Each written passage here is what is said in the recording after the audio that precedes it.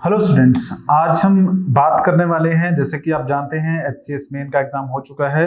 अब इंटरव्यू एक ऐसा लेवल है जो काफी इंपॉर्टेंट होता है किसी भी एस्पिरेंट के लिए, क्योंकि आप मेंस में अच्छा स्कोर कर भी रहे हैं तो उसके बावजूद आपको इंटरव्यू के अंदर कई बार होता है कैंडिडेट्स को अच्छा स्कोर नहीं मिलता है, जिसकी वजह से उनका एग्जाम जो होता है कुछ नंबर से रह जाता है। तो इंटरव्यू प्रिपरेशन भी काफी ज्यादा इंपॉर्टेंट है। अब अगर देखें तो इंटरव्यू के अंदर कुछ बेसिक सी चीजें होती हैं, वो सभी कैंडिडेट से सेम पूछी जा सकती हैं। जैसे उनका नाम हो गया, एजुकेशन क्वालिफिकेशन हो गया, बैकग्राउंड क्या है स्टडी के अंदर, वो सब चीजें नॉर्मल होती है और वो आप आंसर भी कर सकते हैं। बट एक जो दिक्कत आ जाती है वो आ जाती है कि इंटरव्यू के अंदर जो इंटरव्यूअर होता है, जो पैनल है, वो करंट से रिलेटेड कई सवाल पूछते हैं और करंट में आपको अच्छी खासी नॉलेज होना बहुत जरूरी है। क्योंकि देखिए, ऐसा सिर्फ टॉपिक के बारे में आपको पता हो कि मतलब कि कुछ करंट में इवेंट हुआ था, वो ठीक है, लेकिन उसकी डेप्थ नॉलेज भी कई बार वो चेक करते हैं। जब आप आंसर करते हैं तो वो देखना चाहते हैं कि कैंडिडेट को कितनी नॉलेज है एक पर्टिकुलर चीज के ऊपर। और जो इंटरव्यूअर आपसे सवाल पूछेंगे वो ऐसा नहीं होगा कि अगर आप मास्टर्स हैं ज्योग्राफी के अंदर तो आपसे इंजीनियरिंग के क्वेश्चन पूछ रहे हैं। नहीं, वो जिस चीज में आप की स्टडी हो रखी है उसी में पूछेंगे, लेकिन उसमें इन डेप्थ जाकर पूछेंगे ताकि वो जान पाए कि आपने कितने अच्छे से तैयारी कर रखी है। और ये रिलेट किए जाते हैं, ये टॉपिक्स ऐसा नहीं है कि आपके ज्योग्राफी टेक्स्ट बुक से कुछ सवाल उठाएंगे, नहीं, वो आपके करंट से रिलेट करके पूछेंगे। तो जैसे कि यहाँ पर आप देखिए कि पहला टॉपिक है आपका, ये ज्योग्राफी से रिलेटेड है। कैसे? हरियाणा के अंदर, हरियाणा की स्टेट गवर्नमेंट ने अभी बात की है कि वो रेगुलराइज करेंगे किन सब चीजों को, जो 450 अनऑथराइज्ड कॉलोनीज है। देखिए, हरियाणा एक बहुत ही डेवलप्ड स्टेट बन रहा है। एग्रीकल्चर पॉइंट ऑफ व्यू से भी बात करें वो तो है ही है, उसके अलावा इंडस्ट्रियल पॉइंट ऑफ व्यू से बात करें वो भी। अब इंडस्ट्रीज जहां सेटअप होगी वहां पर कॉलोनीज भी होंगी, रेजिडेंशियल एरिया भी होगा। और रेजिडेंशियल एरियाज जो होते हैं कई बार वो ऑथराइज्ड होते हैं, मतलब गवर्नमेंट अप्रूव्ड होते हैं, गवर्नमेंट के द्वारा बनाए होते हैं। कुछ ऐसे भी होते हैं जो कि अनऑथराइज्ड होते हैं, जिनको परमिशन नहीं होती है, इलीगली वो बने हुए हैं। तो उसी के ऊपर ये टॉपिक है, करंट की ये न्यूज है, जिसमें हरियाणा की सरकार ने कहा कि वो 450 जो अनऑथराइज्ड कॉलोनीज हैं उनको रेगुलराइज करेंगे। इसमें देखिए, हरियाणा की एक डिपार्टमेंट है, जैसे कि town and country planning department, her state के अंदर होता है, हरियाणा का भी है। सो वो क्या करेंगे, अब वो ये जो आपके 450 अनऑथराइज्ड कॉलोनीज हैं जो कि म्यूनिसिपैलिटीज की जो लिमिट्स हैं उनसे आगे की हैं, मतलब उनसे म्यूनिसिपैलिटी से बाहर के किसी हिस्से में आती हैं। देखिए, म्यूनिसिपैलिटीज गांव पंचायत के इलेक्शंस होते हैं, म्यूनिसिपैलिटीज के होते हैं। तो गांव वाला क्षेत्र है तो वहां पे ग्राम पंचायत के इलेक्शन होंगे। कोई नगर पालिका वाला या फिर शहर है, अर्बन एरिया है, टाउन है, तो वहां पे म्यूनिसिपैलिटीज के इलेक्शन होते हैं। अब एक ऐसा हिस्सा जो कि म्यूनिसिपैलिटीज में भी नहीं आ रहा है, लेकिन उस हिस्से में कॉलोनीज डेवलप हो रही हैं, तो वहां पर अभी टाउन एंड कंट्री प्लानिंग वाला जो आपका डिपार्टमेंट है हरियाणा का, वो उनको रेगुलराइज करने का काम करेगा। इसके ऊपर काफी टॉपिक जो है आपके इससे रिलेटेड क्वेश्चन पूछे जा सकते हैं। जैसे कि सिंपली यहाँ पे मैंने क्वेश्चन मेंशन किया है कि पूछा जा सकता है आपसे कि कौन कौन से चैलेंजेस हैं जो कि गवर्नमेंट को फेस करने पड़ रहे हैं इन अनऑथराइज्ड कॉलोनीज से, इनकी डेवलपमेंट की वजह से। और आपसे सवाल पूछा जा सकता है कि आप किस तरह से टैकल करेंगे if you are a bureaucrat. मान लीजिए आप किसी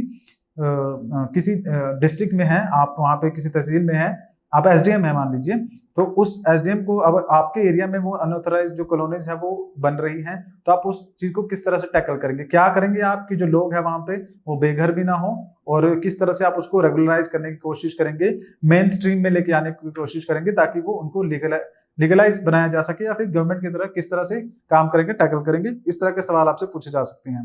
तो ये जो टॉपिक है ये ज्योग्राफी का टॉपिक है। ज्योग्राफी का पॉपुलेशन ज्योग्राफी है। पॉपुलेशन ज्योग्राफी के अंदर urban and rural town planning आता है, वहां से ये आपका टॉपिक जो है वो पूछा गया है। नेक्स्ट अगर मैं टॉपिक की बात करूं तो ये भी न्यूज के अंदर है। हरियाणा जो हाई कोर्ट है, पंजाब हरियाणा हाई कोर्ट, उन्होंने एक केस के ऊपर जजमेंट देते हुए कहा था कि जो हरियाणा पुलिस है उसके पास जो कस्टोडियल वायलेंस हो रहा है उस केस के ऊपर जजमेंट दी थी। एक्चुअली में देखिए केस क्या था कि एक पर्सन है जिनके ऊपर एफआईआर फाइल हुई है, या फिर एक विक्टिम है जिनके ऊपर जिन्होंने क्या किया है, एक आपका एफआईआर फाइल की है। अब वो विक्टिम जो है उसको हरियाणा की पुलिस में होता क्या है कि आप जिस एरिया में जो क्राइम हुआ है आप वहां पे एफआईआर करवाइए। अभी जो न्यू आईपीसी आएगा, सीआरपीसी आएगा, उसके अंदर ही खत्म हो जाएगा। बट करंटली क्या सिचुएशन है हम उसकी बात कर रहे हैं कि आपको भेजेंगे कि एक पुलिस स्टेशन में कि ये हमारे एरिया में नहीं आता, आप दूसरे में कीजिए, दूसरे को भेजेंगे कि आप दूसरे में भेजिए क्योंकि हमारे एरिया में नहीं आता। तो इस सब चीजों के बीच में जो आम नागरिक होता है वो सफर करता है। तो उसी से रिलेटेड ये पॉलिटी का टॉपिक है। पॉलिटी का आपसे रिलेट करके पूछा जा सकता है, जैसे कि कस्टोडियल डेथ हो। कई बार केसेस में हम देखते हैं क्या है कि पुलिस के पास कस्टडी में कोई क्रिमिनल होता है, उसकी डेथ होती है। और एक और चीज जो काफी इंपॉर्टेंट देखने को मिल रही है वो है आपका प्रिवेंटिव डिटेंशन के जो लॉज हैं। जो प्रिवेंटिव डिटेंशन मतलब कई बार ऐसा होता है, आपने फंडामेंटल राइट्स में देखा होगा, वहां पे प्रिवेंटिव डिटेंशन आता है। तो किसी भी पर्सन को अरेस्ट किया जा सकता है विदाउट एनी वारंट, अगर वो पर्सन एक मेजर थ्रेट कोज करता है नेशनल सिक्योरिटी को या फिर कुछ ऐसे केस में। तो प्रिवेंटिव डिटेंशन का पुलिस के पास एक मौका होता है। तो इनके अंदर किस तरह के चेंजेस की जरूरत है, या फिर कौन कौन सी जो प्रॉब्लम्स है पुलिस को फेस करनी पड़ती हैं इनके अंदर, या फिर सोसाइटी में किस किस तरह से क्या क्या जो आज तक देखने को मिला है जिनकी वजह से यहाँ पे प्रॉब्लम क्रिएट हुई है। कस्टोडियल डेथ हो गया, प्रिवेंटिव डिटेंशन लॉज हो गया, इनकी वजह से।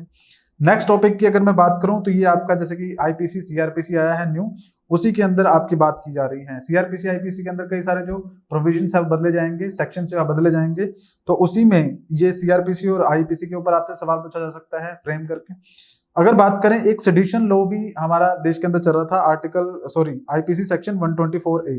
इसके अंदर आपका सेडिशन लॉ के जो चीजें थी वो रखी गई थी, अब उसको रिपील कर दिया गया है। ऐसा नहीं है कि खत्म कर देंगे, लेकिन हाँ 124 सेक्शन उसका नहीं रहेगा ऑब्वियसली आईपीसी, क्योंकि उसके सेक्शन बदल रहे हैं सभी के।